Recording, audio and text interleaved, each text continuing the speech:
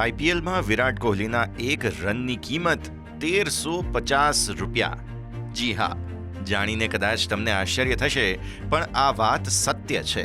તો ચાલો આજે જાણીએ કે વિરાટ કોહલીએ આઈપીએલ મેચમાં તેના પગાર ઉપરાંત કેટલી રકમ જીતી છે।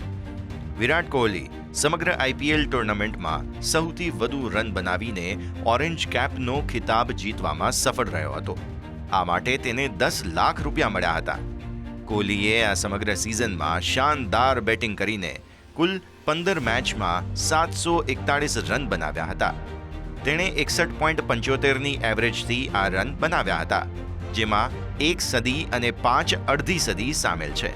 તેનો સર્વોચ્ચ સ્કોર અણનમ 113 રન હતો। જો વિરાટ કોહલીને મળેલા 10 લાખ રૂપિયાની રકમને તેણે બનાવેલા 741 રનથી ભાગવામાં આવે તો તેણે પ્રતિ રન લગભગ 1350 રૂપિયાની કમાણી કરી હતી।